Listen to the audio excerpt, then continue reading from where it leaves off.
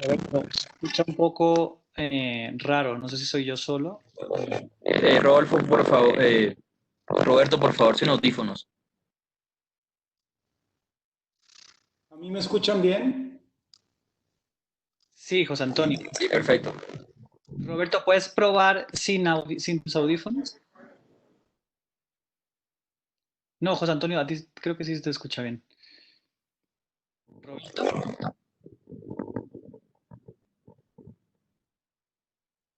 Hola Sergio, ¿a mí también me escuchan bien? sí te escucho Sí, bien. perfecto. Ahí veo que la interferencia es por los Perfecto. audífonos de Roberto. Extra. Roberto, ¿nos escuchas?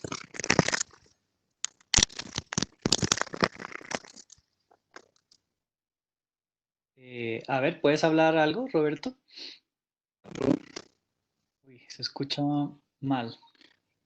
Natalia, ¿me escuchas? Te escuchamos mal. ¿Y si te desconectas los audífonos? Solamente Sí, con es el como, micrófono de la computadora. Sí, no se escuchaba así antes, ¿no? No. no, eso fue ahorita, al principio funcionaba bien,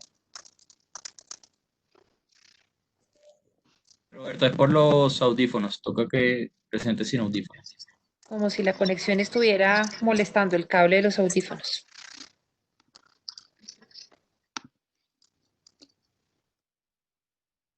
Roberto,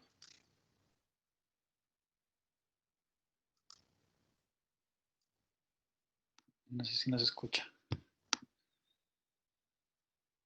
Estoy escribiendo por el chat porque él nos está escribiendo.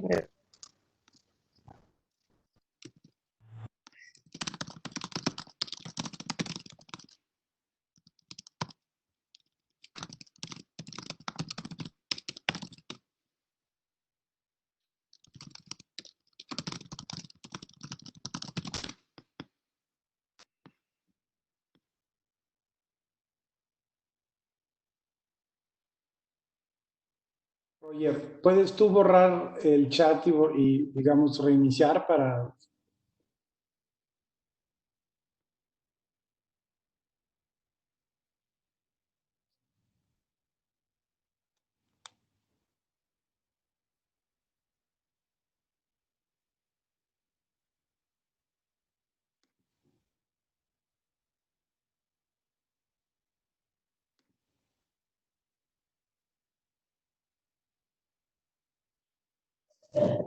En 3 minutos salimos al aire. Oye, Roger, comentaba que si podías como hacer clear al chat para que empiece de cero cuando lleguen los participantes. No sé si se puede.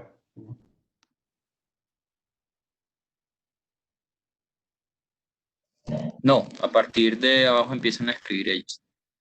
Okay. Hola, Roberto, ¿puedes... Hola, ¿qué tal? a ver, creo que ahora sí te escuchamos bien. Sí, ya tuve que reingresar. Lo que sí, no tengo en este momento la posibilidad de compartir, donde ingresé de nuevo.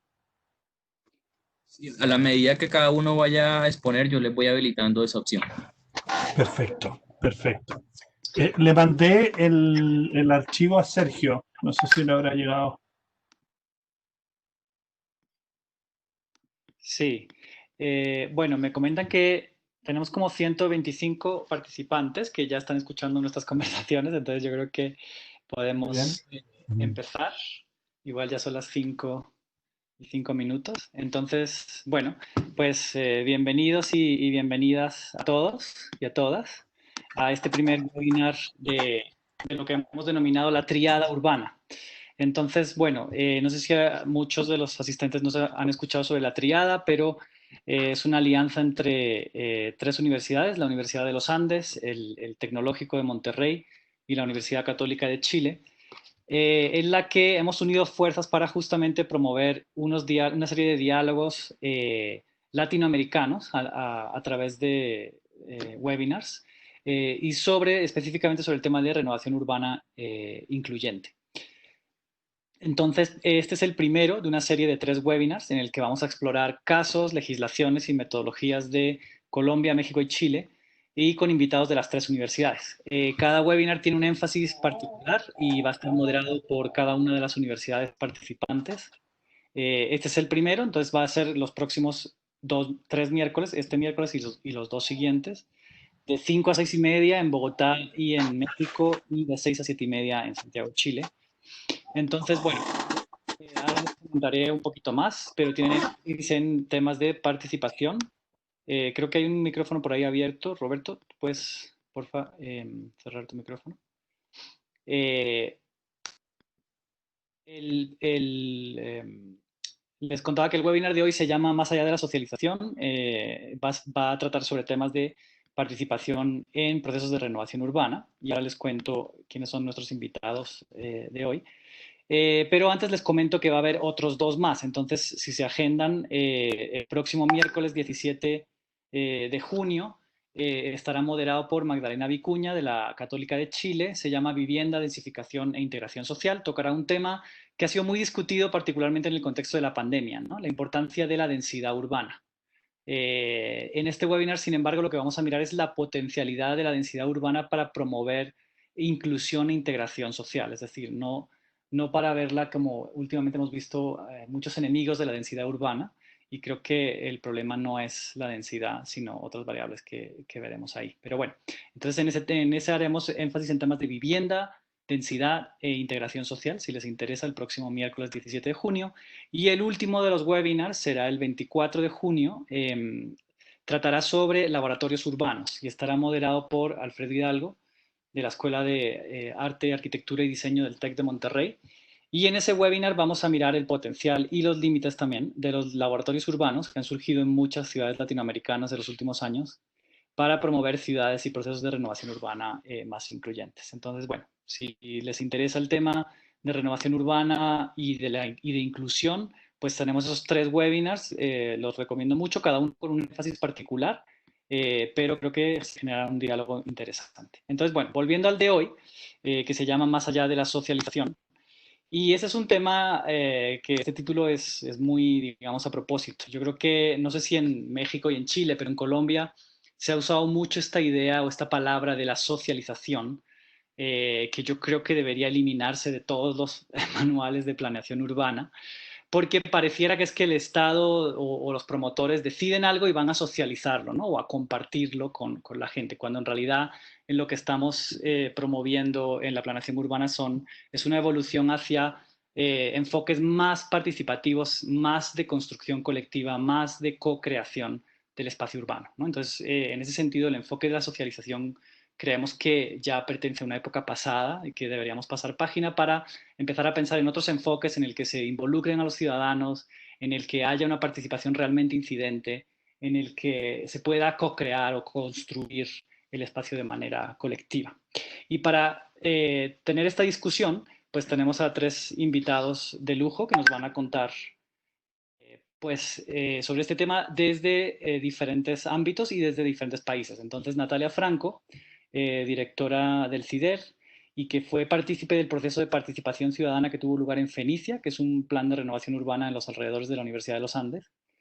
Pues nos va a contar sobre cómo hubo ese cambio también de paradigma en Fenicia, cómo se llevó a cabo. Fenicia recientemente recibió un premio de la APA, de la American Planning Association, por su potencial de renovación urbana incluyente. Entonces nos parece un caso interesante que además nos toca de cerca a la Universidad de los Andes. Después tendremos a José Antonio Torre, que nos hablará del Distrito TEC, que es otro plan de renovación urbana también en los alrededores de una universidad, en este caso del TEC, y donde también se han probado metodologías participativas interesantes para involucrar a la población. Entonces, pues será un diálogo interesante entre distritos universitarios. Y finalizaremos con Roberto Moris, profesor de la Facultad de Arquitectura y del Instituto de Estudios Urbanos de la Universidad Católica de Chile, que nos hablará de varios procesos participativos en ciudades chilenas, particularmente en el contexto del COVID-19, si no me equivoco. Entonces, bueno, pues sin más, le cedo la palabra primero a Natalia. Entonces, cada uno tendrá aproximadamente entre 10 y 15 minutos para hacer la presentación, y a partir de ahí recogeremos varias rondas de preguntas, tanto a través del chat como las personas que nos están viendo a través de Twitter con el hashtag Triada Urbana. Entonces, Natalia, cuando quieras. Perfecto, Sergio, muchas gracias y hola José y Roberto, de nuevo, gracias por acompañarnos hoy. Justo antes de empezar, estaba viendo que por el chat me están preguntando por los links para inscribirse a las siguientes webinars de las otras dos semanas, entonces si podemos compartirlo, pues de una vez vamos resolviendo algunas dudas. Bueno, pues Sergio me invitó a ser parte de este conversatorio a la luz de precisamente esta discusión que hemos tenido sobre socialización y participación y cuáles son los límites de cada uno. Y por eso quiero compartir con ustedes, como bien lo dijo Sergio, el tema de Progresa Fenicia, que es este proyecto que se ha hecho en inmediaciones de la Universidad de los Andes en la ciudad de Bogotá. Sergio, ¿ya se ve la presentación? Sí, sí, yo sí lo estoy viendo. Perfecto, entonces espero que ya a todos les esté cargando. Como sé que tenemos participantes de Ciudad de México y de Santiago, y bueno, esperamos que también de otros lugares, Monterrey y de otros lugares de América Latina también, quise empezar con esta diapositiva para dar un contexto general de Bogotá. Este es un mapa de Bogotá con algunos datos demográficos que me parece importante tener en cuenta para que comprendan el proyecto que les voy a presentar, en dónde está ubicado y cuáles son los retos que está tratando de enfrentar. Estamos pues en una ciudad de más de 7 millones de habitantes y el proyecto del que vamos a hablar es un proyecto que se desarrolla precisamente en zona céntrica de Bogotá con unas características que parecen un reflejo, como el espejo en pequeño de lo que es la ciudad en términos de esta distribución socioeconómica, lo que aparece allí por estratos socioeconómicos, habla bastante de la composición de Bogotá, eso está muy sectorizado en Bogotá, pero en el centro, justo en el lugar en el que vamos a hablar, tenemos un proyecto de renovación urbana en donde tenemos una estratificación socioeconómica en muy pocas cuadras que va desde lo que aparece allí como estrato 2 hasta el estrato 4, que era uno de los retos en términos de comprender estos procesos de participación y pues ahorita voy a hacer énfasis en este tema. El proyecto Progresa Fenicia, yo sabía que esto iba a pasar, no pasó la diapositiva evidentemente, perdóname un segundo y hago aquí un ajuste técnico porque algo está pasándome aquí ya. El proyecto Progresa Fenicia es un plan de renovación urbana, un plan parcial de renovación urbana que lleva más de 10 años de trabajo en esta fase de integración y de participación ciudadana, con otra historia anterior de varios años de trabajo con un modelo mucho más tradicional, lo que Sergio llamaba ahorita socialización del proyecto, del plan parcial, que no dio resultados y lo que terminó fue generando la idea de una propuesta de cambio para construir otro modelo de renovación urbana que de pronto pudiese ser replicado en otras zonas de la ciudad e idealmente en otras zonas del país. Esta fotografía de mano derecha nos muestra la delimitación del plan parcial. Son pocas cuadras en una zona céntrica de la ciudad de Bogotá, en la localidad de Santa Fe, que es la que aparece a mano izquierda en rojo. Esto es muy cerca del casco eh, eh, digamos, colonial turístico de Bogotá, pero además a pocas cuadras administrativo de la ciudad. En esta zona está ubicado el campus de la Universidad de los Andes y pues allí es donde se desarrolla la experiencia de la que les voy a hablar. ¿Qué fue lo que sucedió? El proyecto de renovación urbana venía desarrollándose en el marco de planes parciales de renovación que se impulsaban en Bogotá, algunos con promotores privados, otros con promotores públicos, se inició desde el formato tradicional, que es la columna que aparece aquí a mano izquierda de la diapositiva, en donde se ve la renovación urbana como proyecto inmobiliario, con un proceso de reubicación de múltiples residentes de la zona y densificación de la zona, cambio de estratificación socioeconómica, como con un impacto, digamos, muy fuerte en estas zonas céntricas. Y tuvo un trámite de acuerdo con la normatividad vigente en ese momento que llevaba a lo que en ese momento se llamaba participación ciudadana, que es lo que estamos llamando ahorita socialización, así que en una fase muy tardía del proyecto. lo que la norma vigente en el momento invitaba era que una vez se hubiera adelantado el diseño del plan parcial, se tenía que socializar con la comunidad para que fuera viable, y eso se convirtió en el cuello de botella de estos planes. En el cuello de botella porque obviamente en esta etapa tardía, básicamente lo que empezaban a encontrarse era barreras de los residentes de la zona que no estaban interesados, que no se sentían parte y que en últimas estaba terminando o en planes parciales que no se desarrollaban o en, digamos, procesos muy dolorosos de gentrificación que realmente pues no era lo que se estaba buscando con la renovación. Viendo esto, la universidad que estaba en cabeza del plan decidió en el año 2010 tratar de dar un impulso a otro modelo de renovación urbana, en donde incluso hubo cambios normativos en los que no voy a entrar porque no es objeto de hoy, sino más bien del próximo webinar, entrar como en el detalle de los cambios normativos que hubo en el proceso, pero la base de esta conversación, lo que viene en la columna de la derecha de esta diapositiva, era generar un proceso participativo en donde la transformación urbana fuese también una transformación social, pero no de un cambio en el perfil de los pobladores de la zona, sino realmente buscando esquemas que garantizaran la permanencia de los pobladores y la construcción o la co-construcción con ellos de todo el proceso. Arrancamos con en el año 2010, con unas premisas muy importantes. Lo que más se quería era mejorar las condiciones del entorno urbano de la zona, generar actividad económica que realmente diera una posibilidad de mejora de calidad de vida de los actuales residentes. Y para eso lo que se pensó fue que tendría que haber un modelo que conjugara, como se ve en los cuadros de la parte de abajo de la diapositiva, diferentes componentes, pero componentes que debían desarrollarse en paralelo. En la medida en que había un componente inmobiliario y financiero, por supuesto tendría que haber uno social que fuera a la par, un componente urbano, uno legal y público, y empezamos a hacer un diseño en donde realmente hubiese una horizontalidad y un trabajo desde los distintos componentes del proyecto.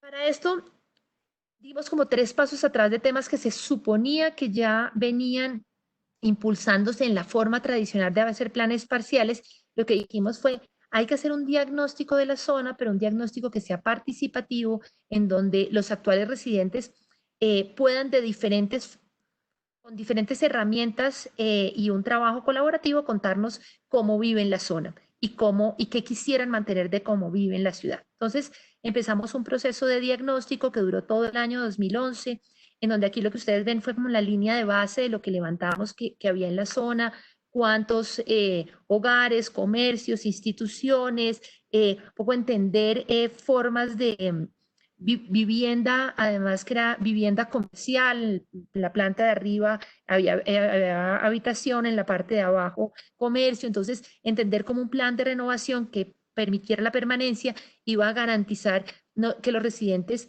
pues mantenieran su espacio habitacional, así como podían mantener su actividad económica en la zona.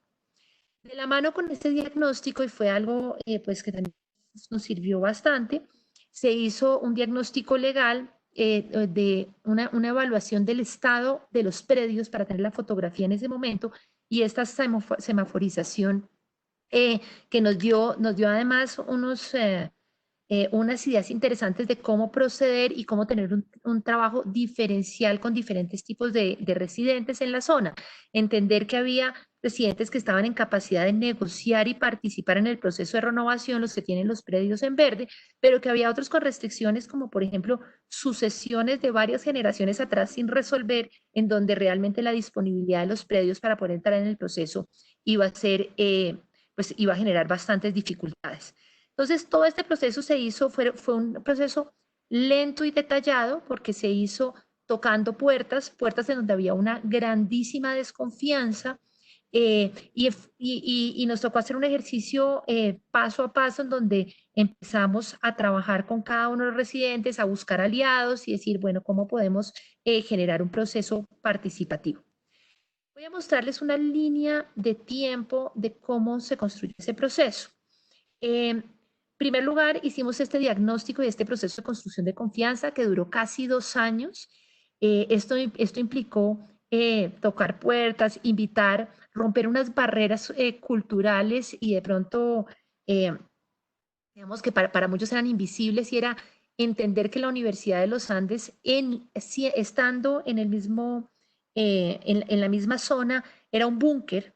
Era un búnker, entonces que la universidad llegara y dijera que quería entrar a los predios, que quería invitar a la participación, era un ejercicio complicadísimo, porque la universidad por otra parte tenía las puertas cerradas, no invitaba a la población a entrar allá, había gran desconfianza, entonces empezamos a abrir las puertas, a invitar a los pobladores, a hacer actividades en el campus, no solamente actividades relacionadas con el proyecto, sino actividades culturales, exposiciones de fotografías del barrio tomadas por los mismos pobladores, temas de construcción de confianza muy importantes que nos facilitaron el diagnóstico.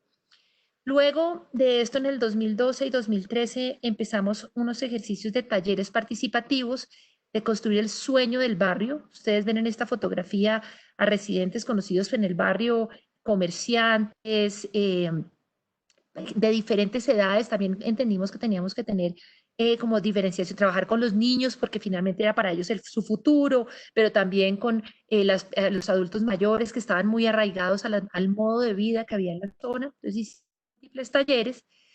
Y ligado con los talleres empezamos a desarrollar programas sociales que iban mucho más allá de la renovación urbana. Esta fotografía de los niños en el campus fue porque empezamos a entender que había una necesidad, por ejemplo, de uso del tiempo libre de los niños, sobre todo de los estratos socioeconómicos más bajos que están en la zona, que estaban vinculados a pandillas, actividades, digamos, al margen de la ley en la zona fácil, o podían ser víctimas de vinculación de grupos al margen de la ley en la zona. Entonces empezamos a generar proyectos sociales de refuerzo escolar. Nuestros estudiantes desde el 2013 hacen actividad de refuerzo escolar todas las tardes. Voluntariamente, estudiantes de la universidad trabajan con los niños en actividades lúdicas y apoyo en tareas. Pero también hubo proyectos sociales con emprendedores locales que vivían en economía informal y necesitábamos empezar a acompañarlos a un proceso de formalización de cara a que la formalización de la ciudad también llevara a la formalización de sus negocios, y bueno, múltiples actividades con diferentes grupos poblacionales. Gracias a ese trabajo, entonces, pues tuvimos acogida en ciertos grupos de la población y en otros tuvimos gran rechazo. Para algunos grupos dentro de la comunidad, esto era una manipulación de la universidad para lograr alcanzar la aprobación del plan parcial. Y ese fue un hito importantísimo en el que a mí me gusta detenerme un segundo, porque gracias a la oposición empezamos a generar negociación. La oposición también hizo que dejáramos de tratar con individuos sueltos en el barrio. Ellos conformaron un grupo que llamaron en su momento No se tomen las aguas, que en palabras de ellos era el grupo para defenderse de la universidad. Y esto fue importantísimo porque empezó a haber una interlocución entre unos voceros de la comunidad y la universidad, y una mediación de la veeduría distrital, que es esto que aparece aquí, 2013-2014. Y esa mesa de negociación, que se extendió por 2 años, lo que hizo fue generar una serie de acuerdos que fueron muy importantes. Ay, Dios mío, se me trabó la presentación. Fueron muy importantes en los ajustes normativos de lo que debe ser un plan parcial en zonas céntricas en Bogotá. Entonces, gracias al trabajo de esa mesa de negociación, surgió el decreto 420 del 2014, en donde se estipularon las innovaciones, o más bien en donde quedaron plasmadas las innovaciones que se pactaron en esa mesa de negociación y que hoy hacen parte del decreto de plan parcial para la zona. Inmediatamente apenas esto sucedió, empezamos a ver que era muy importante tener un medio de comunicación permanente. Entonces surgió este periódico local, Directo Fenicia, que es un periódico que mes a mes va contando avances en el plan parcial, llega a todas las puerta a puerta a todos los habitantes del barrio, y se distribuye también masivamente entre la comunidad educativa de cara a tener un diálogo de en qué vamos. Se empezaron a hacer actos simbólicos muy importantes. Sabíamos, por ejemplo, que un hito muy complicado iba a ser cuando se demoliera la primera vivienda, porque demoler la primera vivienda era, bueno, pasamos del discurso a la realidad, y esto podía generar muchos dolores. Entonces, fotografía de arriba aparece qué fue lo que hicimos. Se hizo una actividad artística con los niños, ellos pintaron el muro de la primera demolición, fue una actividad como de construcción entre todos y de socialización de lo que iba a ocurrir, y en ese primer predio que se demolió se hizo una huerta urbana para que los habitantes empezaran a trabajar en ella y a beneficiarse del proyecto. Ahí ya empezó una etapa más formal, empezaron a delimitarse las unidades urbanísticas para el desarrollo del plan parcial y de la mano con la delimitación de todas las unidades urbanísticas empezó un proceso muy importante que fue el proceso de socialización y de resolver dudas porque empezó a diferenciarse la comunidad por situaciones. Yo soy arrendatario, yo soy propietario, yo tengo o no tengo un proceso de sucesión que tengo que resolver, puedo o no puedo entrar fácilmente en el proyecto. Entonces empezaron a hacer reuniones permanentes, se conformó una entidad gestora del plan en donde la misma comunidad ya nombró delegados permanentes en esa conformación y pues se han hecho actos muy simbólicos, muy importantes. Uno de los más importantes que yo lo señalaría en esta fotografía de fondo negro, en donde aparecen varios residentes de la zona, fue el día en que se conformó el primer fideicomiso para que los residentes, ¿cómo funciona esto? Los residentes del barrio aportan sus predios a un fideicomiso, o sea, aportan metros cuadrados y de la relación reciben sus metros cuadrados a cambio. Entonces es un acto de confianza importantísimo y lo que se empezaron a hacer fueron actos simbólicos de la firma de de los primeros aportes al fideicomiso, todo con mucha comunicación que creo que ha sido lo más importante del proyecto, y eso nos ha llevado a no solamente comunicar internamente, y aquí recojo lo último que dijo Sergio sobre el proyecto, y es empezamos a presentarnos a premios. Y yo creo que presentarse a premios en términos de responsabilidad social universitaria es algo importante, porque yo siempre he dicho, cuando uno cacarea algo, así se dice en Colombia, no sé si en todos los países se entiende mi cacareado, pero cuando tú haces público algo y lo dices en voz alta, te comprometes. Entonces, cuando uno empieza a sacar pecho porque logró un premio y lo hace público, pues ya no puede echarse para atrás cada vez menos. Y yo creo que esos han sido pasos hacia generar más compromisos públicos de que esto está avanzando y que avanza realmente con participación.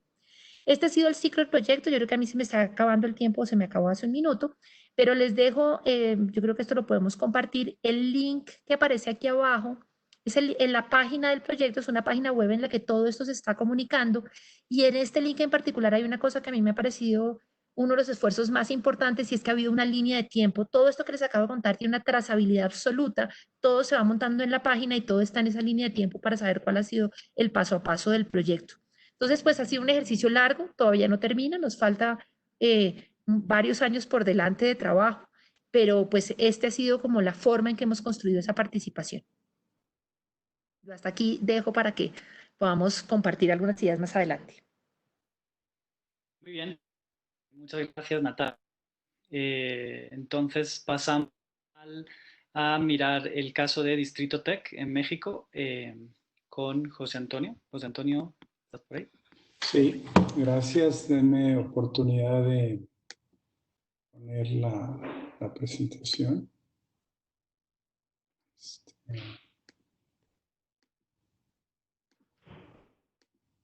Me dicen cuando la vean. Ahí la ven, ¿verdad? Sí, ahí se ve. Perfecto. Sí, la ven. Bueno, pues Sergio, muchísimas gracias por la invitación. Natalia, felicidades por el fabuloso proyecto, y Roberto, un gusto compartir este espacio contigo. Muchos saludos a todas y a todos que nos están escuchando. Entonces yo voy a hablar un poco sobre Distrito Tech, que está localizado en la zona metropolitana de Monterrey. Esto es una gráfica de la dinámica del crecimiento urbano de la zona metropolitana de Monterrey. En esta tabla que ven en la parte inferior izquierda, ven en el año 1980 la población de 2 millones de habitantes en 12.500 hectáreas, y en el 2010 4 millones de habitantes en 62.000, ¿no? Entonces, en este periodo de 1980 al 2010, la población se duplicó, pero la mancha urbana se multiplicó por 5. Si vemos la circunferencia tiene que ver con el tamaño y la dimensión de la mancha urbana. Y aquí lo que tratamos de hacer fue comparar ciudades similares en cuanto a población, ¿no? En Monterrey, Guadalajara, Belo Horizonte, alrededor de 4.4, 4.6. Empiezan a ver cómo la densidad, ¿no?, de las ciudades. Singapur 5.1, Bogotá 7.8. Entonces, esta dinámica expansiva que más parece que estamos siguiendo este modelo, probablemente que podemos observar en algunas ciudades norteamericanas, como el caso de Houston, con el mismo número de habitantes, ¿no? Esta dinámica estructural, bueno, a nuestro campus, que llegó a un espacio de la zona metropolitana de Monterrey, que era realmente un espacio afuera de la ciudad, pero que con el paso del tiempo se convirtió en un espacio interno, ¿no? Cerca, de hecho, muy cerca del centro de la ciudad. Este es, digamos, el punto donde está el Distrito Tech. Como ven, ya es un espacio central de la ciudad. Entonces, la historia de la evolución de este entorno y del campus y de los vecinos y de lo que ha sucedido en ese espacio en la ciudad está íntimamente ligada. Nuestro destino está ligado desde el nacimiento. Este es el contorno del Distrito Tech. En la parte central está el campus del Tecnológico de Monterrey. Es un polígono de 452 hectáreas, casi 17,000 habitantes en este polígono, que se conforma por 24 colonias.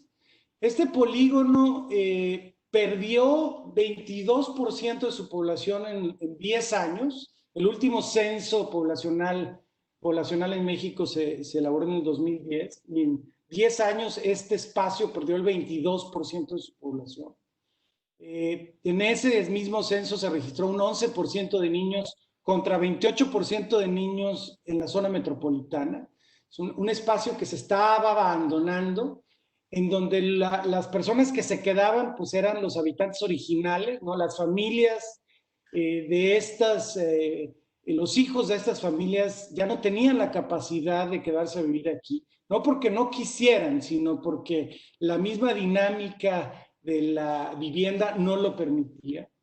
Y como pueden ver, en esos años el 36% de la vivienda deshabitada, ¿no? Entonces, una problemática que creo que se comparte en muchas de nuestras ciudades, pero que nos pone a reflexionar sobre esta dinámica de la expansión urbana totalmente descontrolada, que genera vacíos urbanos en las partes centrales. Entonces, pues nosotros planteamos que se trataba, estos diagnósticos originales, de construir una visión compartida.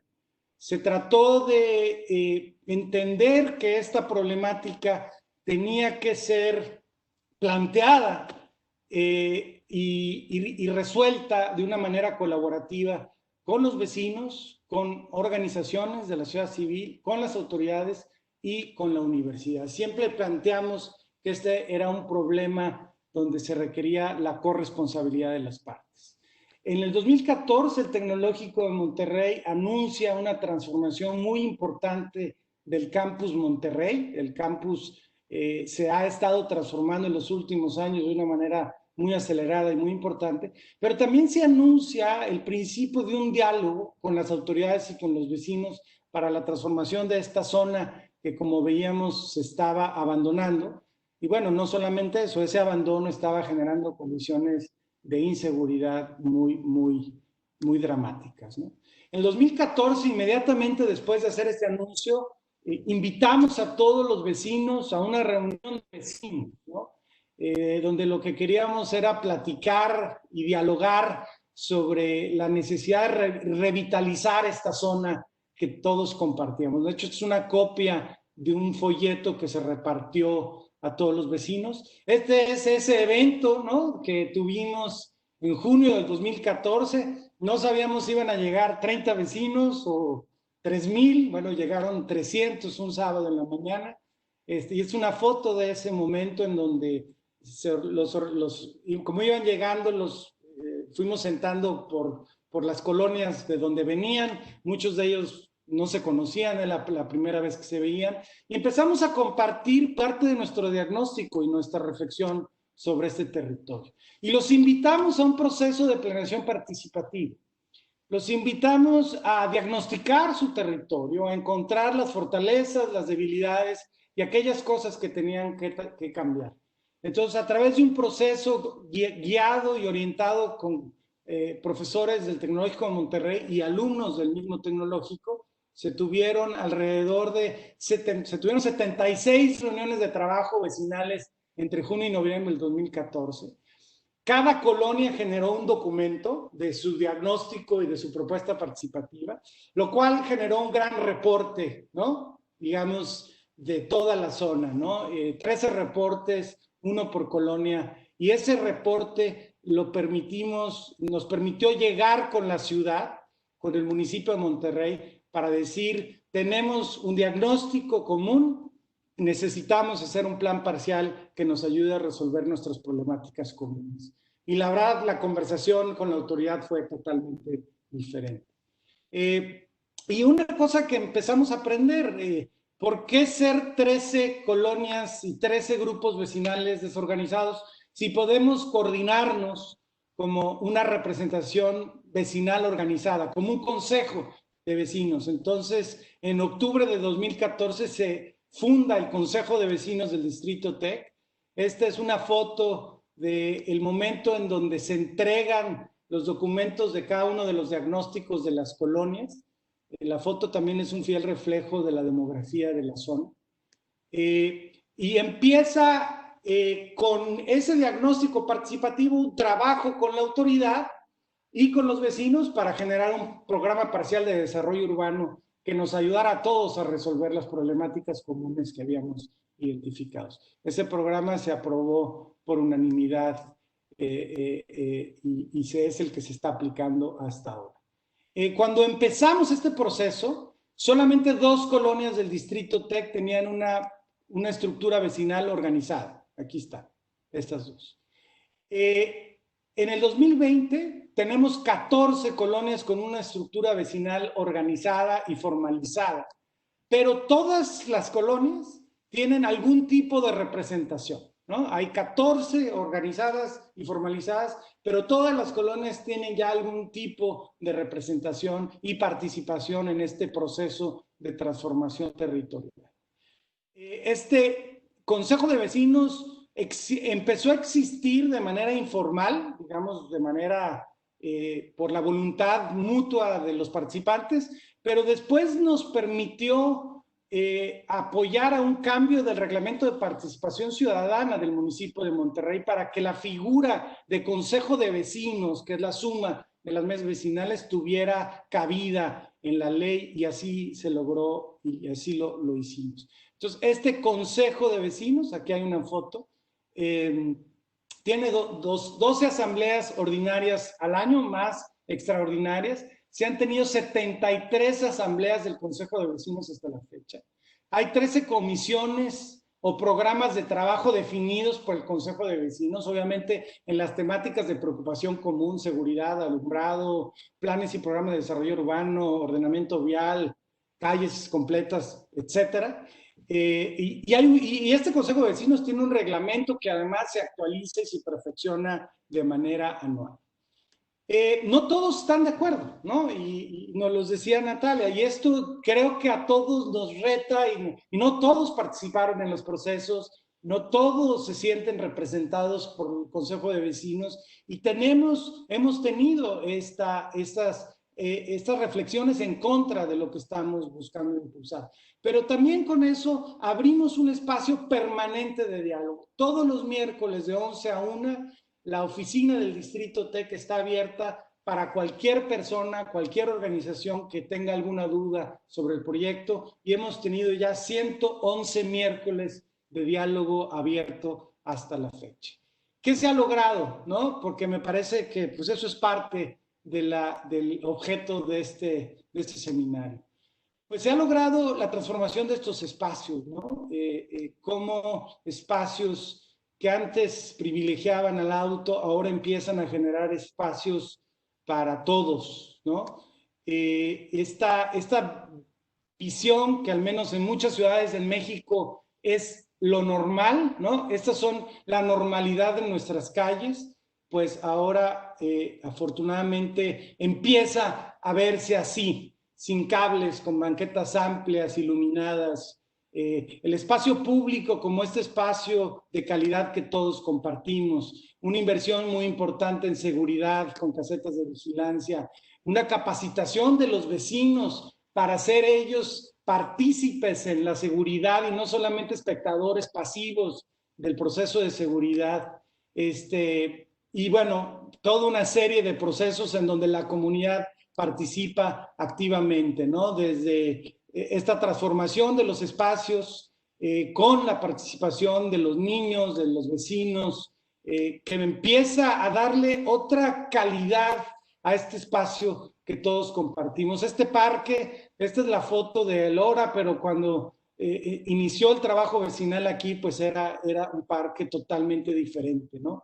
Este es ya un parque renovado. Son ciclos largos porque el proceso de participación vecinal, por ejemplo, para el diseño de este parque, y duró probablemente un año, ¿no? De un proceso participativo, de lo que sí querían, de lo que no querían. Pero una vez que nos pusimos de acuerdo, el proceso de ejecución fue mucho más sencillo y empezamos a encontrar estos espacios de alta calidad que los vecinos encuentran como un espacio para convivir y para encontrarse. Hay un programa muy importante de reforestación y la universidad, así como Natalia también lo comparte, también ha abierto sus puertas y ha encontrado estos espacios para encontrarnos con nuestros vecinos que antes nos veían pues muy alejados dentro de la universidad, adentro de las rejas. Esto también hemos invitado a nuestros vecinos a venir a la universidad a convivir con alumnos y con familias. De hecho, es un evento que se hace dentro de la universidad, un mercado artesanal con nuestros vecinos. Y como reflexiones finales, las universidades pueden y deben convertirse en motores de desarrollo de los entornos que las rodean y pensamos ahora más que nunca deben liderar una cruzada para repensar la forma en que vivimos la ciudad. Y ante lo que estamos viviendo, me parece que ahora esto es más que necesario y estos foros pues precisamente están alineados a eso. Las transformaciones pueden ser alcanzables si se cuenta de origen con una visión compartida basada en la corresponsabilidad entre autoridades, ciudadanos y organizaciones. Esto también nosotros desde el origen dijimos, vamos a compartir todo lo que sabemos y vamos a construir unos principios que todos compartamos en este proceso de transformación. La participación ciudadana debe diseñarse, hay metodologías, debemos de buscarlos, pero las metodologías deben ser simples, deben poder adaptarse y deben de estar orientadas a resultados. Todo tipo de participación ciudadana es útil. Las opiniones distintas o contrarias nos enriquecen y nos ayudan a fortalecer los análisis, la planeación y la comunicación abierta. Las intervenciones físicas, bien planeadas y ejecutadas, son prueba tangible de lo que puede alcanzarse en el largo plazo. Planear resultados iniciales visibles generan entusiasmo que permite sostener y acrecentar la colaboración ciudadana en estos procesos de transformación. Y las grandes ideas necesitan un marco legal y financiero para implementarse. Es necesario ir más allá de los procesos de participación. Es una prioridad establecer condiciones y mecanismos para la sostenibilidad de la iniciativa. Comenté brevemente del plan parcial de regeneración urbana del Distrito TEC y hemos generado una serie de instrumentos como fideicomisos, así como Natalia, para generar los instrumentos financieros para lograrlo. Entonces, una reflexión de cómo la participación ciudadana está logrando la transformación en el Distrito TEC. Muchísimas gracias. Muchas gracias, José Antonio, por compartirnos tus reflexiones sobre el caso, muy interesante, y también creo que muchos paralelismos que explorar con el caso de Fenicia, ¿no? En ambos casos la universidad haciendo esos procesos. Bueno, y pasamos entonces con Roberto Moris, que es profesor en la Universidad Católica de Chile. Roberto, cuando quieras. Bueno, muchas gracias por la invitación. Muy, muy interesantes los proyectos, yo los conocía de lejos. También con ganas de que nosotros en Chile pudiéramos tener estrategias donde las universidades... se me cambió. Un segundo. Espero que lo vean ahora. ¿Se ve una sola pantalla? Sí, ahora se ve perfecto. Perfecto, perfecto. Entonces, como decía, la universidad, en especial la nuestra, no ha sido tan exitosa en tener impactos positivos en su entorno. Sí, lo que les voy a mostrar es también desde la universidad, son experiencias de investigación aplicada, donde la universidad trabaja en ciertos territorios. Es una invitación a pensar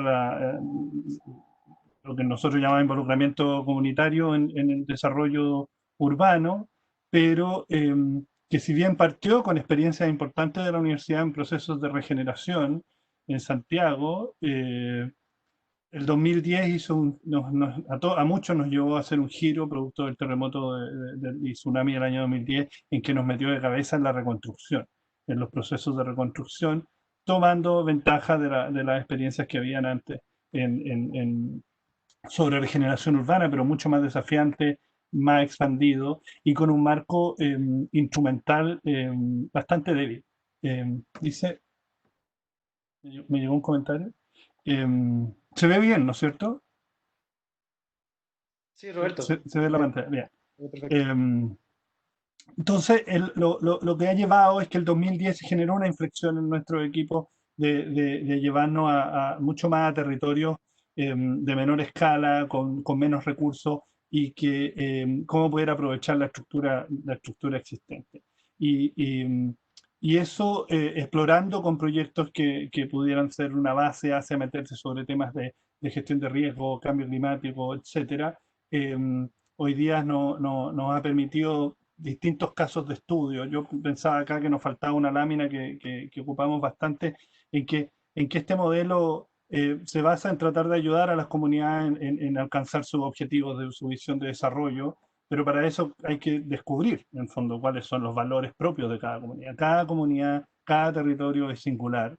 Hasta los más vulnerables tienen singularidades que guardan un desarrollo potencial, pero hay que tener los pies en la tierra y por eso necesitamos identificar muy bien sus riesgos, no solamente los riesgos ante eventos naturales, sino que todo tipo de riesgos, qué es lo que atenta, qué es lo que hace difícil, ¿no es cierto?, de que esos valores se puedan potenciar. Entonces, para poder identificarlos con claridad, necesitamos construir confianza para entender. Cuando uno hace consultoría, llega, hace el trabajo, está unos meses y se vuelve, especialmente en un país como el nuestro, tan centralizado que la mayoría de los consultores están en la capital y que por lo tanto los trabajos en los territorios más vulnerables fuera de Santiago se hacen en visitas. Entonces, ¿cómo construir esa confianza para entender? Eh, Más allá de la experiencia profesional que puedan tener los equipos. Entonces, para eso necesitamos tiempo. Entonces, lo que les voy a mostrar es un ejercicio que hemos ido desarrollando en cómo quedarnos en los territorios. Porque a diferencia de los casos que vimos recién, ya son actores de ese territorio. Aquí somos invitados. Entonces, ¿cómo lograr que te inviten? ¿No es cierto? En eso Chile tiene una particularidad que el año 2000, como decía, fue una inflexión, pero en realidad fue un periodo entre el 2005 y el 2017, donde tuvimos una gran cantidad de eventos y que nos ha permitido estar en un proceso de retroalimentación. Esta recurrencia y la alta diversidad nos ha puesto foco en que necesitamos construir estos procesos, por un lado, con las comunidades, pero con mucha claridad de cuáles son los instrumentos disponibles. Y una de las maneras es a través de entender bien los fenómenos que determinan estas vulnerabilidades, estos riesgos, ¿no es cierto? En el caso, por ejemplo, que les voy a mostrar ahora de Atacama, en el año 2015 se dio una inundación en el desierto más árido del mundo. Nadie esperaba que viniera una inundación de este tipo, pero 2 años después vino otra. Y lo interesante es que a nosotros nos permitió hacer estudios de riesgo en el 2015 que no se habían hecho, que no habían datos anteriores y que después del 2017 pudimos verificar el comportamiento que había tenido este territorio. Eso nosotros lo hacemos bajo un marco conceptual de la planificación integrada, que en un país como el nuestro, en que la planificación se entiende desde lo regulatorio, y que las inversiones no, tienen más bien programas, proyectos independientes no están vinculados con los elementos de regulación, y que la gestión se entiende esencialmente como la implementación de proyectos. Por eso es tan importante tener un marco conceptual que de hecho la Política Nacional de Desarrollo Urbano ya lo plantea, de que a futuro, la política del año 2013, o sea, ya llevamos 7 años, vamos a tener los planes de ciudad, que sería un instrumento que le da sentido a esto, ¿no es cierto? Que hace que las distintas partes funcionen colaborativamente bajo esta estructura. Y esta estructura finalmente lo que hace es que tiene que vincular los procesos de toma de decisión con evidencia real. Y esta evidencia no son solamente datos, big data, datos del Estado, sino que son levantamientos de información construido con la comunidad.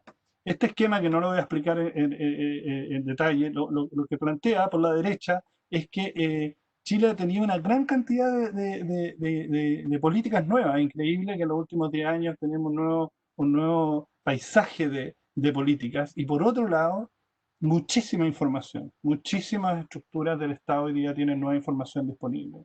¿Qué es lo que pasa? Que a pesar de todo eso, los gobiernos locales, los municipios, los gobiernos regionales, a pesar de tener nuevas políticas y nuevos instrumentos, no han podido tener nuevas capacidades para capitalizar esto, como por ejemplo en la orientación a los proyectos, a las inversiones, y que eso es el eje que les voy a mostrar hoy día. Cuando hablamos de planificación urbana, en general se habla de escenarios futuros estáticos. Para nosotros es muy importante poder trabajar con las comunidades, y ahí voy a explicar. Cuando hablamos de comunidades estamos hablando de los vecinos, las personas independientes, las organizaciones, las estructuras, las autoridades, los equipos municipales, que la necesidad de pensar el desarrollo en una lógica dinámica junto con la planificación. O sea, todo tipo de desarrollo genera impacto. Pasa el tiempo y eso genera impacto. El punto es cómo lo estamos midiendo, cómo estamos actualizando nuestra planificación y nuestra gestión en función de saber qué tan cerca, qué tan lejos estamos de ese crecimiento óptimo. Y por eso es tan importante el manejo de esta información y la posibilidad de ocupar hoy día herramientas que nos permitan proyectar, generar escenarios y que finalmente ayuden a las autoridades con la comunidad organizada y no organizada de poder tomar decisiones de mejor manera. Este esquema lo que plantea, se mete en la lógica del ciclo de proyectos, de la idea, el perfil, la prefactibilidad, la factibilidad. Es que cuando yo tengo solo ideas, tengo muchísima incertidumbre, pero he gastado pocos recursos. En cambio, cuando ya he llegado al final del proceso, he gastado muchos recursos, ahora sí que tengo menos incertidumbre, pero nada me asegura que eso se va a construir. Por lo tanto, el foco está puesto en lo estratégico, en la construcción de las bases de los procesos, tener menos proyectos, pero mucho más variados. Entonces, el foco está en aprovechar lo que hay, aprovechar los instrumentos que tenemos, sabiendo de que la carga normativa regulatoria es lo más fuerte, es lo que mueve. Solo aquí en este esquema aparecen los 3 instrumentos más importantes de cualquier municipio, que es el presupuesto municipal, el plan regulador comunal, que es la normativa, y el PLADECO, que el PLADECO es un plan estratégico, pero que en Chile no juega ningún rol. Todos los municipios lo hacen porque es obligatorio tenerlo, pero nadie lo ocupa. Entonces, este apéndice que de alguna manera tiene la estructura es donde nosotros nos hemos metido, ya que los planes de reconstrucción que se desarrollan en Chile y los procesos de planificación estratégica son todos de alguna manera fuera del marco legal, porque no existen. Todo plan de reconstrucción no existe. Entonces la idea es aprovechar lo que existe y sobre eso, en el fondo, vincularlo con proyectos concretos. Este es un ejemplo, el mismo Diego de Almagro, la zona que fue arrasada por la inundación en el 2015, donde uno de los primeros proyectos fue construir un centro de diálisis con donaciones, etcétera, donde la universidad se involucró no solamente en decir esto se debe hacer, sino que hacerlo en conjunto con el municipio y en pocos meses lograr tener una especie de mini hospital en una comuna del medio del desierto. Y esto, más que el valor funcional que lo tiene, es el valor simbólico de establecer procesos colaborativos y que la gente comience a creer.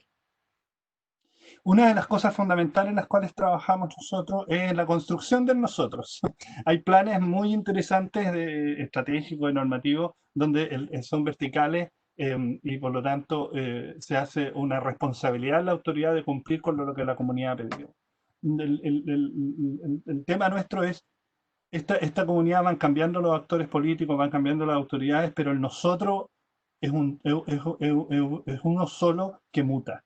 Muchas comunidades marcan diferencia entre un barrio y el otro, entre los que nacieron y ya son allegados. Es fundamental poder construir nosotros teniendo claro que se necesitan socios, se necesitan. Nosotros como equipo nos identificamos en el grupo de los amigos. Los que nos gustan, estamos enamorados de estos territorios y estamos agradecidos que nos dejen trabajar. Pero sobre eso, como decía, el foco está puesto en identificar las distintas miradas, de dónde salen las preocupaciones, y eso requiere tiempo, requiere un foco en el escuchar más que en el proponer. Muchas ideas en general ya han sido discutidas por mucho tiempo por los distintos actores, y este es un ejemplo en que como de la experiencia del plan de reconstrucción que se hizo en 2015, ahora estoy mostrando lo que acabamos de hacer el año pasado, que hicieron muchos estudios que no estoy ahora, no lo voy a detallar, pero que fueron etapas de esa construcción de confianza, en que la reconstrucción o el proceso no se enfoca en lo físico, es con lo físico, porque se requieren estas inversiones, pero se enfoca en lo que necesita esta comunidad. Por ejemplo, en la zona de Diego de Almagro, el mayor foco ha estado en la diversidad productiva. Es como no vivir solamente de la minería, sino que se necesita buscar otro tipo de desarrollo económico que sean complementarios y que ayuden a esta comunidad a salir adelante. Y por eso el foco de ese proceso se hace en esta identificación de los distintos actores, ¿no es cierto? El municipio, consejo municipal, con su alcalde, los dirigentes, la comunidad que llega sin ningún tipo de representación. Así que lo que hacemos de una manera bastante estructurada y formateada es algo muy sencillo que es lo que es.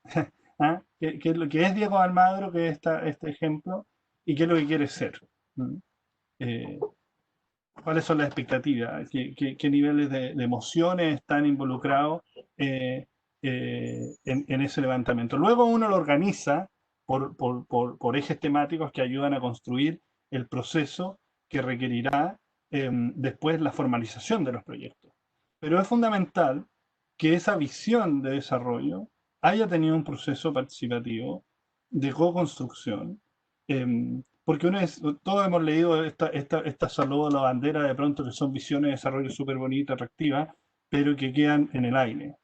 Lo fundamental de este trabajo es que cada uno de estos conceptos se fundamenta en el diagnóstico, se fundamenta en grupos o partes de la comunidad que les parecen relevantes y por sobre todo ayudan a lo que viene ahora, que es la validación de las acciones. Y obviamente esto es un proceso que la comunidad tiene que entender, pero no está cargado en los detalles, ¿no es cierto?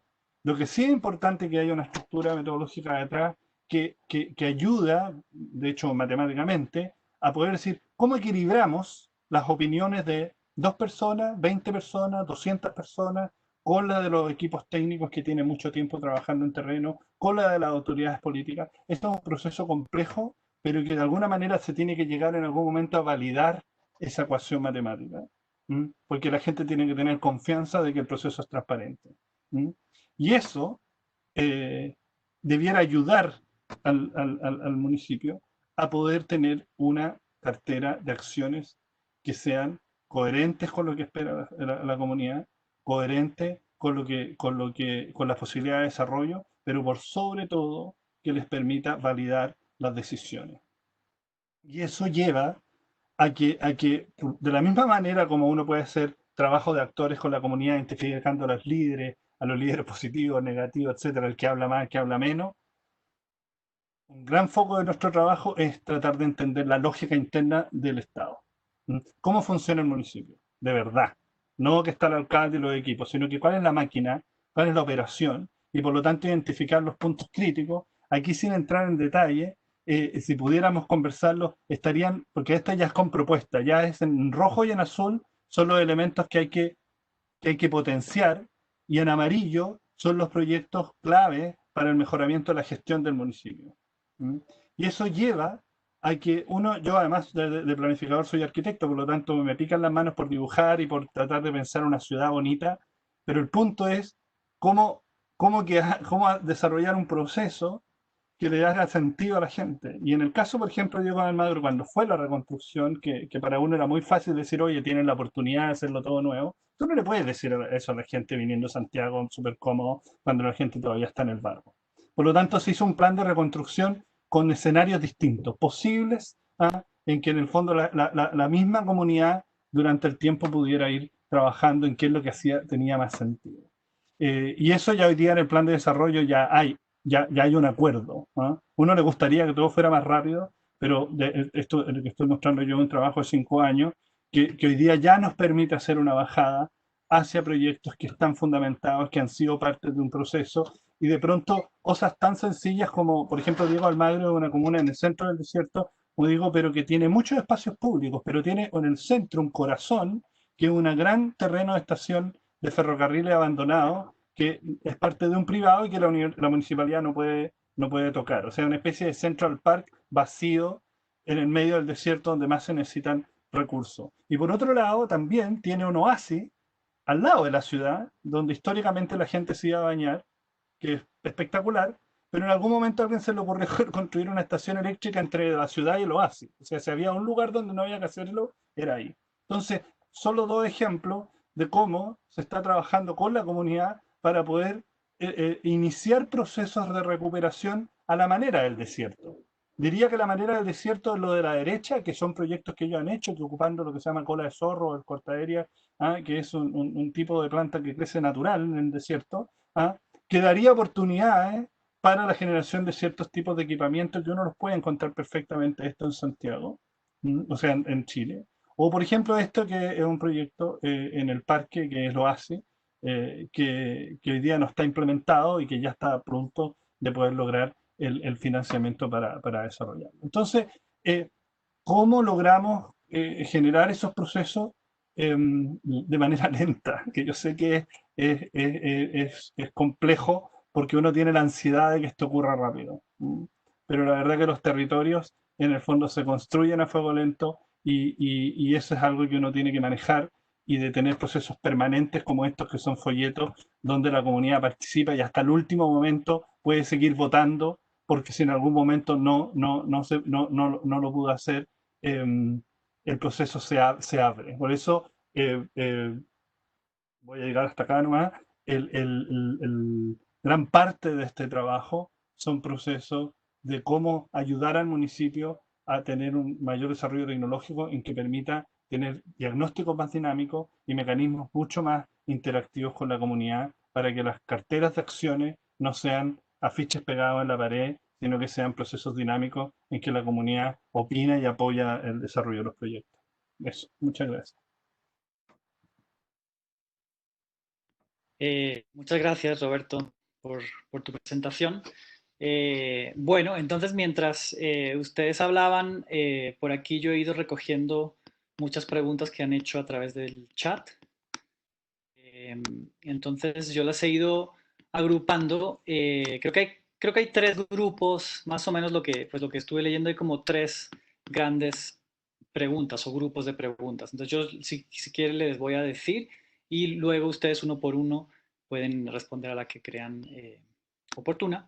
Entonces creo que, bueno, en primer lugar hay varias preguntas alrededor de el tema, obviamente, pues actual de coyuntura de la pandemia, ¿no? Entonces, ¿qué pasa con estos procesos participativos en el contexto actual?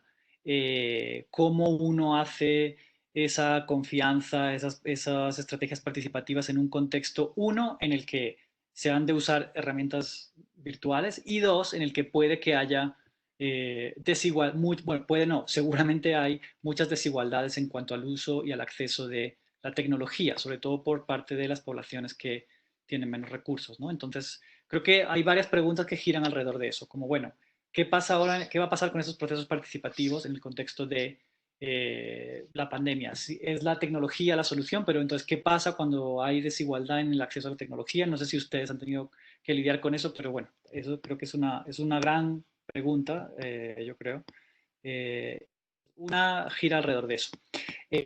Otra serie de preguntas giran alrededor de la idea de normatividad, y creo que esto se refiere sobre todo a las presentaciones de Natalia y de José Antonio, en el que ambos, Fenicia y Distrito Tech, han logrado cambiar aspectos normativos, ¿no? Cambiar manera, o sea, hacer renovación urbana de una manera diferente a como se hacía antes, ¿no? Yo sé que en el caso de Fenicia, por ejemplo, se han experimentado cosas a nivel legal, como el cambio de metro por metro o la congelación de estrato, cosas que no se habían hecho en renovación urbana necesariamente antes. Entonces, ¿cómo? Y eso es clave, ¿no? Y las preguntas van por ese ángulo. ¿Cómo uno hace para generar esos cambios normativos? No hay una presión por parte de la alcaldía o por parte de los planeadores a negarse, y si se niega, entonces, ¿cómo se logra? Porque creo yo además que eso es clave para que estos procesos sean, no solamente generen cambios en sus barrios, sino que también se conviertan en cierta manera en ejemplos para que otros proyectos de renovación urbana también puedan apelar a lo que se consiguió en esos proyectos para que se pase lo mismo. Entonces, uno tiene que ver con cómo se supera esa barrera de la normatividad o de los enfoques tradicionales de la manera que se ha hecho renovación urbana para innovar o introducir nuevos, ya no solamente nuevas metodologías participativas, sino incluso nuevas normas o nuevos, digamos, decretos o nuevas formas de hacer renovación urbana. Esa es otra pregunta. Y la tercera tiene que ver con relaciones de poder, ¿no? Entonces, obviamente, tanto el TEC como la Universidad de los Andes, pues como la Pontificia de Chile, universidades privadas, son universidades que se perciben como parte de una élite social o económica. Entonces, ¿cómo se rompen, cómo más allá de que se genere un espacio, ¿no?, en el que se encuentran vecinos y estudiantes, hay obviamente una presión ahí fuerte que tiene que ver con relaciones de poder, que para la confianza de la que nos hablaba Roberto, pues es necesario, digamos, reconocerlas y a partir de ahí crear esa confianza. Entonces, ¿cómo en esos contextos de grandes diferencias de poder qué estrategias o qué metodologías se han usado para poder romper esas barreras? Y hay otra pregunta que creo que se relaciona con esto, aunque esta es más específica para Fenicia, pero creo que se relaciona con esta idea de las relaciones de poder, y es que una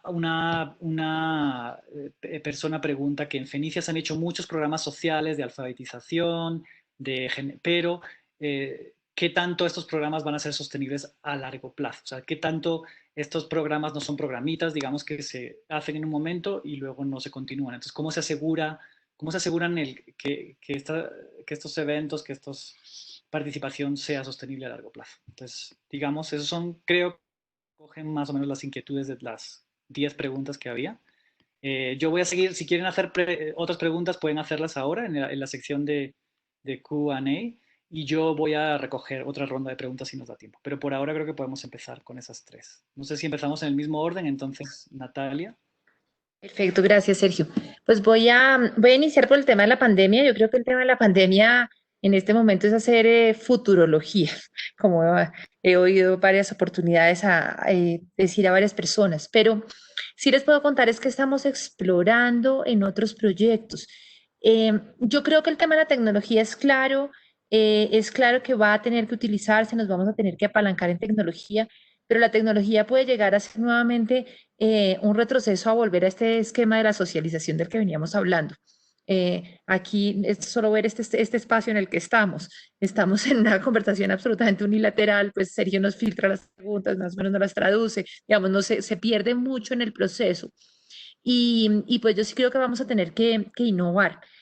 Algo que hemos propuesto en un par de proyectos donde tenemos retos de participación importantes, todavía no lo hemos implementado, estamos apenas, pues por supuesto, en la propuesta de cómo hacerlo, es identificar actores locales y fortalecer liderazgos locales, porque yo creo que lo que va a ser muy difícil es volver a pensar en el corto plazo en espacios masivos de participación, con grandes actividades, pero sí se pueden replicar pequeños ejercicios locales con líderes locales. Hay procesos barriales que van a continuar más allá de lo que podamos hacer o no en términos masivos. Entonces, si uno logra hacer una cadena entre los espacios virtuales de participación y unos liderazgos locales que realmente convoquen, pues de pronto puede vencer un poco esas barreras. Pero eso lo va a ligar a la tercer punto que planteó Sergio, pero eso puede aumentar también las brechas que hay en las relaciones de poder, porque finalmente no puede errar, sobre todo en las etapas tempranas, al identificar liderazgos que de pronto no son los liderazgos más apropiados o no llevan la voz de todos. Entonces, pues yo creo que eso es lo principal que vamos a tener que enfrentar, poder empezar a construir unas redes o a entender unas redes locales un poco más orgánicas y comunicarnos a través de esas redes, pues yo creo que va a ser el ejercicio clave mientras que no podamos seguir haciendo, generando espacios participativos. Sin embargo, yo creo que la confianza no se va a poder hacer virtual. El ejercicio de Fenicia lo que nos mostró fue que nos tomó 2 años empezar a reconstruir confianza y todavía después de 10 años hay desconfianza.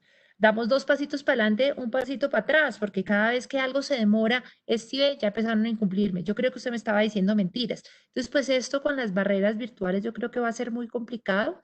Yo creo que solamente con aliados locales se puede hacer.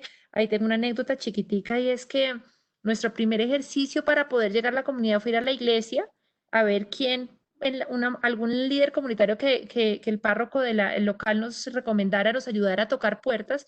Y yo creo que encontrar ese tipo de enlaces, pues por lo virtual no creo que lo vayamos a lograr. Pero bueno, creo que hay que hacer esos ejercicios en esa línea. El tema normativo es clave. Yo voy a decir cosas muy generales y me da esta pena decirlas acá porque quien lideró todo el tema normativo, Juan Felipe Pinilla, está conectado en el público, entonces estoy segura que va a decir la mitad de las cosas que él quiere que se digan y se me va a olvidar la otra mitad. Pero creo que hay algo muy importante y es que en el caso de Fenicia hubo 2 hitos en términos de transformación normativa. El primero, el decreto de plan parcial. Yo creo que el decreto de plan parcial fue algo muy importante porque lo que se hizo fue coger la norma que existía hasta 2007-2009, empezar a discutirla con la comunidad y gracias a esa mesa de concertación con la veeduría ciudadana, o sea, entidades públicas, comunidad y universidad participando, se identificaron cuáles eran los elementos claves que debían recogerse en el nuevo decreto de plan parcial, en donde se incluye el proceso participativo desde el momento cero del proyecto. Y yo creo que ese fue otro de los hitos, que se corrió esa socialización que estaba al final y se puso este elemento participativo desde el principio del proyecto por norma. Entonces yo creo que ese ejercicio fue muy importante y lo que se logró fue porque en la mesa había entidades públicas, y había comunidad y había actor privado. Pero el otro hito, que fue el que mencionó Sergio ahorita, tiene que ver con el decreto complementario con el cual se congeló la estratificación socioeconómica por 10 años a partir del momento en que los propietarios reciban su nuevo predio. ¿Eso qué significa? Uno de los temores más grandes que tenía la comunidad de terminar de todas maneras ser expulsado de la zona era que al recibir su predio con todas las mejoras, los servicios públicos iban a empezar a llegar a unas tarifas impagables. Entonces, ese temor a hacerlo explícito en la mesa generó ese reconocimiento por parte de la universidad, pero por parte del distrito también, y por eso surgió ese decreto complementario. Yo creo que el tema de las normas es que seguramente en el proceso vamos a tener que ir elaborando y trabajando para que haya otros cambios normativos que vayan respondiendo coyunturalmente a las diferentes temáticas que se están identificando. Entonces, pues eso tendría que decir a grosso modo en términos normativos. Estoy segura que dentro de 8 días Juan Felipe, que es el invitado a la mesa, va a detallar mucho más este tema. Y por último, el tema de los proyectos sociales y los programas sociales sostenibles. Sí, ese es un reto grandísimo. ¿Qué se ha tratado de hacer hasta ahora? La mayoría de los proyectos sociales están vinculados a programas existentes en la universidad. El tema de refuerzo escolar, por ejemplo, es un tema de trabajo de voluntariado de estudiantes que digamos, su costo de funcionamiento empezó pues siendo muy complejo y hoy en día los estudiantes son mentores de sus sucesores y eso se ha anclado ahí. El proyecto de apoyo a emprendedores de la zona es un proyecto que está anclado en el Centro de Emprendimiento e Innovación de la universidad. Entonces son estudiantes, profesores y el barrio funcionando. Entonces digamos que hay un apalancamiento operativo en lo que ocurre en la universidad. Pero se sabe que a largo plazo, pues esto de todas maneras va a necesitar otros recursos. En este momento, ¿qué ha ocurrido? El proyecto se dividió en 2. Por un lado está el fideicomiso, que trabaja todos los temas relacionados con la renovación urbana, la asignación de predios y demás, y se está constituyendo ese programa Progresa Fenicia, que son los proyectos sociales y complementarios, como la estrategia de o una de las estrategias de responsabilidad social universitaria que empiece a aplicar a grants, que empiece a aplicar a otro tipo de ingresos para mantener y ampliar los proyectos sociales. Entonces yo creo que la estrategia es que hay un momento en que esto va junto para conseguir trabajar con la comunidad y diseñarlo, pero después cada uno coge su camino y cada uno necesita un equipo y unos recursos particulares para que siga adelante. Dejo ahí mis respuestas por ahora. Listo. Gracias, Natalia.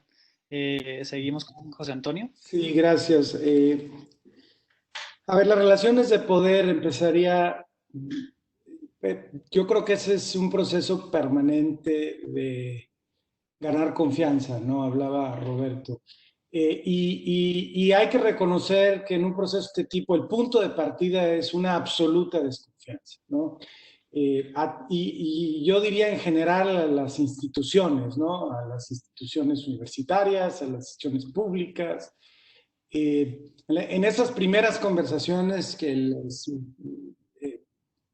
pasó una fotografía por ahí, las preguntas eran, bueno, ¿y cuándo nos van a expropiar, no? O sea, era la pregunta de principio, ¿verdad?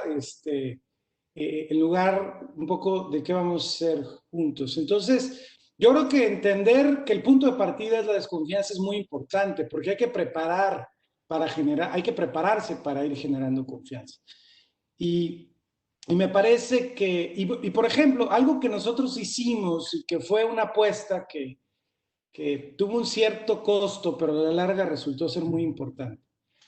A esa primera reunión que les mostré que invitamos a todos los vecinos y que yo le pedí específicamente al municipio que no los íbamos a invitar y queríamos que no asistieran, porque queríamos que fuera una reunión de vecinos, en donde la reflexión fuera de vecinos y no una reflexión del reclamo ante la autoridad que no han resuelto mis problemas, ¿no?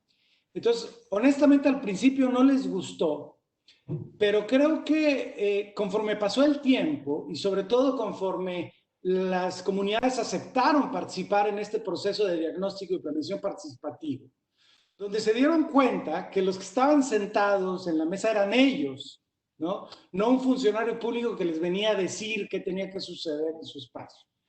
Yo creo que esa apuesta, déjenme llamarle así, porque en ese momento no estábamos seguros del destino que iba a tomar, fue muy importante para que este proceso se entendiera como un proceso de los vecinos, ¿ok? Sí, probablemente el TEC es un vecino muy grandote y en ese sentido poderoso, pero realmente nos sentamos con ellos a hacer este proceso de planeación. Eso resultó a la larga muy importante. Y una vez que tuvimos los 13 diagnósticos y que pudimos hacer un documento con los diagnósticos integrados, la relación de poder de este grupo vecinal con la autoridad cambió radicalmente, ¿no? Entonces, este grupo del Consejo de Vecinos fue con la autoridad a solicitarle que hiciera un plan parcial para resolver las necesidades que estaban documentadas en este plan. Entonces, es un proceso de construir, pero hay que partir con la certeza de que el punto de partida es un alto nivel de desconfianza y que tenemos que ir construyendo. Uno de los aprendizajes que yo ponía ahí también era que teníamos que lograr algunas victorias, pequeñas victorias tempranas de la participación de los vecinos que mostraran el camino y que generaran un proceso de entusiasmo que se pudiera acelerar. Eso es sobre eso. Y sobre normatividad, algo digamos, sencillo es, obviamente hay que tener una gran comunicación con las autoridades, con los diferentes niveles, tanto municipales, estatales como legislativos, pero siempre pensando, en el caso del Distrito TEC, lo que hemos logrado está pensado que beneficie a todos. O sea, no es algo que va a beneficiar al Distrito TEC o a los vecinos del Distrito TEC, ¿no? Sino es una modificación que estamos haciendo que va a tener un impacto positivo para toda la comunidad, ¿no? Hemos logrado cosas muy importantes como la que les platiqué, pero también hay algunas otras que no hemos logrado que avancen, ¿no? Porque la gestión siempre es compleja, pero yo diría, cuando los vecinos se suman y cuando hay una justificación que tiene un beneficio común, nuestra experiencia ha demostrado que suma voluntades y cambia legislaciones. Nuestro porcentaje de bateo no es perfecto, pero digamos, hemos logrado llegar, digamos, a correr algunas bases. Ahí dejaría yo mis respuestas. Listo. Gracias, José Antonio. Roberto. Bien, sí. Uno de los puntos que no mencioné era la relación en detalle, la relación entre regeneración, reconstrucción y reparación, que tiene un eje en lo que son los factores subyacentes del riesgo, que es parte del marco de Sendai y que lo que aluden es cuáles son las condiciones que están debajo de cualquier comunidad y que condicionan el comportamiento ante una crisis. Y eso yo creo que es muy importante pensarlo en la crisis actual. En el caso de Chile, además, tuvimos ya una crisis que la estábamos viviendo antes del COVID, con el estallido social, y que más que la superposición de factores, es que siempre tenemos una superposición de factores. Y esa multidimensionalidad que tienen las ciudades y cuando empezamos a encontrar un problema con otro, debiera llevarnos hoy día a justamente ver qué ha generado esas condiciones. Y por eso el vínculo con entender los procesos de reconstrucción o reactivación hoy día fundamentalmente como reparación. O sea, reparación desde el sentido de qué es lo que se dañó, qué es lo que no protegimos, desde la reparación emocional, desde la reparación en la relación de la democracia de los territorios, la reparación de la relación entre las personas y el Estado, las instituciones, etc. Y en ese sentido, si asumimos de que hoy día el foco está en eso, y que claro, en un momento, hoy día viene el COVID y hará que en algún momento tengamos que entrar en una cierta condición de hibridez, en que no se va a ir el COVID, pero vamos a ir aprendiendo a manejarnos. Pero vamos a tener el cambio climático encima y vamos a tener las bases de por qué las sociedades están tan molestas y con esta rabia contra el sistema. Y eso lo vamos a seguir teniendo, no solo en Chile, en muchos países. Hoy día fuerte en Estados Unidos, pero hay que ver lo que está pasando en otras partes. Esa rabia tiene que llevarnos a poder de algún momento cambiar algunos problemas estructurales que tienen las ciudades. De hecho, si no los cambiamos ahora con estas crisis, la pregunta es ¿cuándo? O sea, ¿qué tipo de crisis necesitaríamos? Y yo creo que ahí sí la tecnología va a ser un aporte. Uno, porque ya tenemos esta crisis del COVID, si no lo hubiéramos tenido con la tecnología de antes del año 2007 hubiera sido completamente distinto. Es verdad que dar clases hoy día a distancia no es lo mismo, es verdad que hacer participación ciudadana no es lo mismo, pero de hecho nuestro equipo hemos estado jugados en hacer distintas actividades para ir generando la práctica de acostumbrarse a hacer esto. No porque nos guste, sino que es porque, no quiero dar ejemplo, pero hemos tenido incluso gente sordomuda participando en esta actividad. Obviamente uno diría, no se puede, bueno, hay que hacer que se pueda. Hay que aprovecharlo, porque por otro lado también yo decía, Santiago queda muy lejos, es caro ir a los territorios, bueno, ahora da lo mismo estar acá o estar allá. Entonces hay otro tipo de espacios que nosotros debiéramos tener, y por eso en distintos ámbitos, incluso por ejemplo en el tema de normativo, que se hablaba, que nosotros ahora yo no hablé tanto de eso, pero que también es uno de los ejes, ¿dónde nos interesa a nosotros lo normativo? Lo normativo es muy lento, se cambian los planos reguladores cada 8, 10, más años ese. El punto es que además se hace con consultores, que el conocimiento queda afuera, los municipios en el fondo quedan en lo mismo. Lo que hay que hacer es fortalecer los municipios. La capacidad técnica va a hacer procesos más dinámicos, en corto, pequeños procesos, en que las consultoras tengan mucho menos riesgo y trabajen apadrinando a los territorios. Y eso, en el fondo, necesitamos procesos normativos más dinámicos, no procesos tan lentos en que tomamos distancia de los cambios. Nosotros no tenemos la flexibilidad de los casos que vimos recién. Respecto a las relaciones de poder, obvio, de entrada, el Chile es un país de altos niveles de inequidad, muy segregado. Además, nosotros trabajamos en una universidad que representa la elite e incluso el diseño del modelo económico. Por lo tanto, ya hay una distancia. Independiente de que uno quiera ser simpático, ya hay una distancia de base. El punto es que uno tiene que ser el representante de un camino institucional en que las instituciones, todas las instituciones, aprendan a escuchar. Y eso se practica. ¿Ah? No se dice una vez y se hace una actividad, sino que ¿qué es lo que significa escuchar? Es una actitud, es una postura, y por lo tanto se tiene que practicar. Y yo creo que eso tiene que ver con los procesos de rehabilitación urbana, renovación, regeneración, reactivación, reparación, que son de largo aliento. ¿Ah? Pero además que esa confianza se construye día a día. Por lo tanto, hay que tomar esa distancia, estar disponible no solamente para reaccionar a los conflictos, sino que para estar navegando en los conflictos. Y eso quiere decir tener una mirada a largo plazo y de instalarse en una relación con los territorios. Gracias, Roberto. Pues nos quedan 5 minutos, pero bueno, tenemos muchas más preguntas.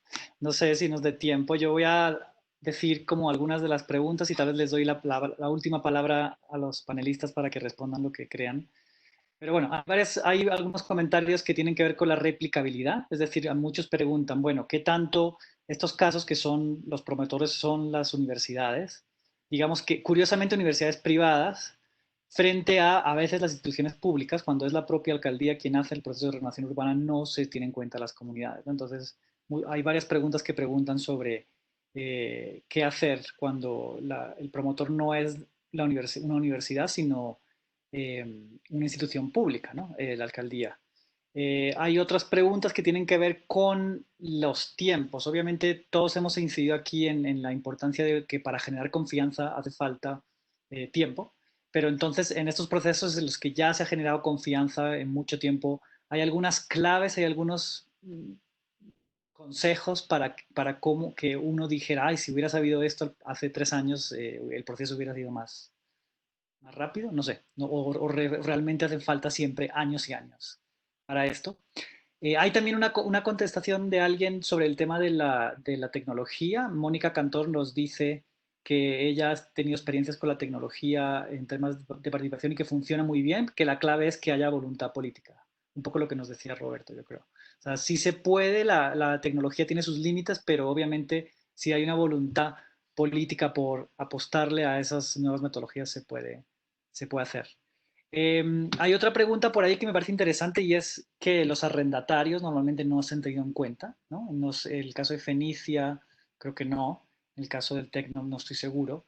Pero eso creo que nos dice mucho como de la cultura de la propiedad, ¿no? También de América Latina, como estos procesos participativos normalmente se hacen con propietarios, pero ¿qué pasa con la gente que está en informalidad o en calidad de arrendatarios? Y finalmente hay otra pregunta que tiene que ver con temas de movilización social. Natalia apuntaba, y también José Antonio, que había habido momentos de oposición a estos proyectos, pero que en cierta manera esa oposición luego se volvió clave para poder tener una voz que representara a las comunidades. Entonces, ¿cómo pasar esa movilización social de la oposición al proyecto a la colaboración? Tenemos muy poquito tiempo, pero si quieren contarnos algo de alguno de estos aspectos, pues... Bueno, yo voy a hacer una pasada muy rápida, pero confianza y tiempo, yo creo que es que la confianza y el tiempo van de la mano en gran medida. El tiempo excesivo también rompe la confianza, eso también es muy complicado, como que uno hable y no empiecen a ocurrir cosas. Nosotros al principio lo que hablábamos era, necesitamos casos demostrativos. Si uno logra un caso demostrativo, ya sea en un proyecto social, ya sea con vivienda, empieza a fortalecer esa confianza y de pronto puede que el tiempo se acorte. En la medida en que yo logro rápidamente pues mostrar que algo de lo que hago funciona. Pero el otro punto que es clave y que lo voy a ligar al tema de replicabilidad es, yo creo que es replicable, lo que puede ser replicable no es que sea una universidad o no, sino que sea un actor que tenga algo que perder en la zona, porque eso incluso rompe las relaciones de poder tan marcadas de las que hemos venido hablando. La Universidad de los Andes también es una universidad privada de élite, digamos, la relación vertical de poder era muy fuerte o es muy fuerte, pero tenemos todo que perder porque es que nosotros nos queremos quedar en la zona. Luego, si esto no sale adelante, si damos pasos en falso, vamos a generar una relación de tensión con los vecinos que es muy contraproducente para la universidad. Entonces yo creo que la parte de replicabilidad en que estos procesos se enganche uno tiene que ver con que los actores sí tengan un anclaje local. Y como el tema de arrendatarios es solamente en el caso de Fenicia, digamos como que lo pusiste así como explícitamente, no creo que sea solo, pero sí explícito, voy a referirme a esto. Los arrendatarios siempre han estado en el proceso, pero es para quienes la solución inmobiliaria es más difícil. Los proyectos sociales se pueden vincular, pero la solución inmobiliaria no está solamente en manos del promotor, porque digamos el modelo pues uno a uno no se ha podido desarrollar. Se están explorando posibilidades. Hoy en día son más claras las posibilidades incluso para los informales, porque los propietarios informales podrían tener una posibilidad con la vinculación del distrito de acceder a vivienda de interés social o interés prioritario que se desarrolle en la zona con unas tarifas prioritarias, pero no todos los arrendatarios tienen perfil socioeconómico para poder acceder a esa vivienda. Entonces, con ellos casi que ha tocado un trabajo uno a uno y pues definitivamente es el reto más grande de estos proyectos. Voy a dejar ahí para no extenderme. Muy rápido, replicabilidad, cada territorio es diferente, pero yo creo que hay principios que pueden alimentar y adelantar la curva de aprendizaje, ¿no? De hecho, en Monterrey ahorita hay un fenómeno le llamamos la distrititis, ¿no? Hay como 20 proyectos que tienen ya el mote de distrito, ¿no? Algunos seguramente solamente por un tema mercadológico, pero otros verdaderamente porque los actores del territorio, como dice Natalia, están genuinamente interesados en su transformación positiva. Entonces, yo creo que hay muchas cosas que podemos aprender de estos ejemplos y que podemos no aplicar exactamente, pero definitivamente hay principios. Yo creo que tendríamos que hacer un ejercicio más profundo de principios que pueden ser aplicables. ¿Qué haría yo diferente? Ya lo dijo Natalia. Aunque este proceso lleva tiempo, yo haría un poco más rápido las primeras acciones visibles. Yo creo que esas primeras acciones visibles, por más pequeñas que sean, si empiezan a tener sentido y van construyendo y la dirección que la comunidad definió, van generando un sentido de confianza y van alentando la participación. Y mi último comentario sobre los opositores. Yo creo que es muy importante identificar la fuente de la oposición, ¿no? Es porque no tienen información y realmente no conocen y entonces el origen es la desconfianza. Está bien, habrá que entonces tener un acercamiento mucho más claro y un proceso de comunicación mucho más franco. O hay una idea de ciudad totalmente diferente, que también es válido y también pues hay espacios de diálogos para hacerlos. Y hay otros que son como opositores profesionales, ¿no? Aquellos que lo hacen porque hay algún interés político, algún interés de otra naturaleza. Creo que distinguir eso y trabajar con esos tres, con la estrategia correcta, a nosotros nos ha resultado, nos ha dado muy buenos resultados. Gracias. Sí, bueno, como decía al principio, nosotros lo pensamos replicable, por eso lo tenemos tan formateado y porque creemos que esto debería ser una política pública, no orientada a la solidaridad o la buena disposición que pueden tener un ente, sino que tiene que ser algo desde el Estado con los distintos actores que estén interesados en participar. Nosotros hemos hecho muchísima innovación en distintas áreas, pero por alguna razón en este ámbito no hemos avanzado. Yo creo que en ese sentido, completamente de acuerdo, la gestión del tiempo es desde el inicio. Ojalá mientras antes uno llegue mejor y que vaya haciendo cosas menores. Los pasos, la confianza es de todos los días. En el fondo es como una relación, una pareja, ¿no? Uno no puede quererse mucho una vez a la semana y los otros 6 días no funciona así. Por eso es tan importante la permanencia, la interacción y el desarrollo de proyectos menores que vayan construyendo esa confianza. Tiene que haber una cosa concreta, si no la gente no cree. Y lo mismo, de hecho, con los actores que pueden no estar de acuerdo. Si hay un lugar en que no hay conflicto con gente que no esté de acuerdo, quiere decir que hay algo más con el proyecto, porque toda cosa genera externalidades, distintas visiones, y esas distintas visiones que incluso a uno a veces podrían no gustarle. A mí me ha pasado en actividades de participación de gente haciendo planos reguladores que es que, ay, qué bueno que no vino esa gente que es bien complicada y que nos hizo pasarlo mal la reunión anterior. La verdad que, como saben, nuestro equipo, nosotros al revés, que vengan, porque si no es peor. Porque si no después van a estar ahí. Entonces esa construcción es estar face to face y nada, yo creo que en el fondo hay que estar dispuesto a establecer esos puentes, y por eso el trabajo de lo que comentaba, este manejo del tiempo, hay que desarrollar empatía, partir con el respeto, o sea, hacer el ejercicio. Uno puede respetar a la gente, pero si no hace el ejercicio de empatía, es muy difícil. Y después de haber estado en el lugar de los otros, uno se tiene que plantear, decir, bueno, ¿y esto qué significó? Ya me puse en tu lugar, ¿y ahora qué? ¿Ah? ¿Cómo lo transformo en un proceso que construya compromiso y que eso pueda haber un proceso real de seguimiento con el tiempo? Yo creo que decirlo acá suena como muy ideal, pero por lo menos en lugares que hemos ido trabajando, yo creo que es algo que es real. Sí diría que para que las cosas se transformen en políticas públicas reales, también hay un componente comunicacional y político que de pronto yo tengo que admitir que yo mismo no soy muy bueno en eso. Y creo que uno tiene que cagarear, como decía Natalia, probablemente más fuerte estos procesos, o incluso vestirlos de una manera más sexy. ¿Para qué decir los proyectos en que trabajamos nosotros en las escuelas de arquitectura que están orientadas hacia el objeto y hacia las publicaciones en arquitecto? Estos proyectos no generan ningún interés. ¿Ah?